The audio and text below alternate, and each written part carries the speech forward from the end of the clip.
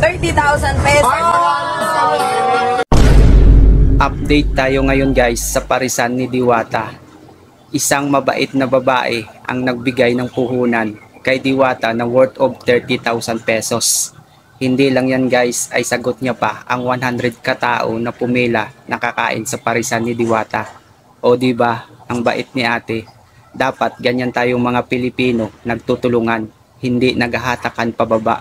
Dapat proud tayo na may kababayan tayo na galing sa hirap ay umangat sa buhay.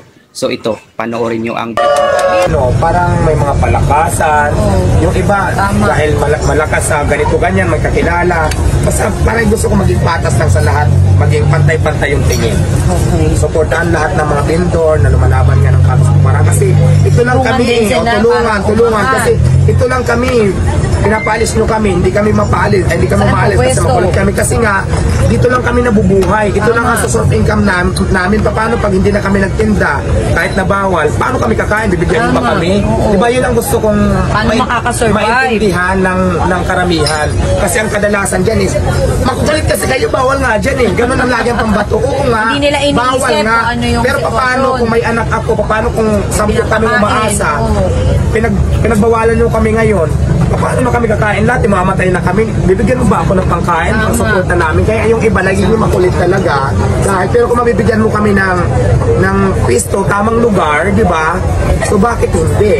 Kung saan maghanap buhay kami ng ng maayos, ng walang istobo. So yun ang gusto kong malaman din siguro ng mga nanonood na mga nakikinig, di ba? So yun talagang number one. Base lang ito sa mga karanasan ko kasi tagal ko din naging vendor, talagang napakahirap ang sitwasyon na gano'n. Napakahirap. Kung saan ka lulugar, di ba? Kung saan ka lang pwede. Dumating na sa point na... Kaya nga, Diwata, uumpisahan ko na makatulong sa'yo kahit paano bibigyan ka ng 30,000 pesos. Tama, sabi ko talaga, si Madam talaga. Medyo masikreto kasi. Madam, bibigyan kita ng 30,000, harap pa na.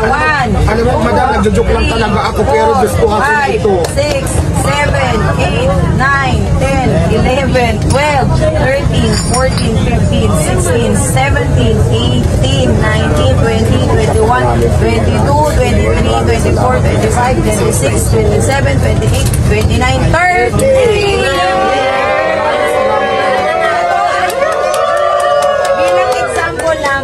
Tayong mga Pilipino ay walang pinipiling dapat tulungan, kundi dapat pag nakita natin na nagsisikap, tulungan natin dahil ito lang yung paraan para lahat tayo makaangat.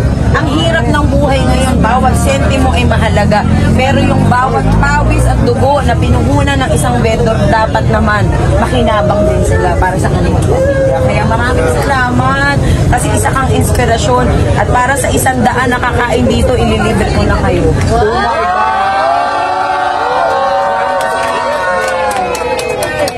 Maraming salamat din sa iyo, Madam. Katagbibiro lang talaga ako kanina mauutang ako. Pero alam ko naman maraming kang pera. Maraming salamat talaga. Sa 30,000 pa nagtawag. Ay, pera na ako. May pandagdag na ulit akong puhunan. Para sa 100 na kakain libre ko na. Ayan. Ay, alam ko naman natin si Madam. Maraming salamat sa iyo, Madam.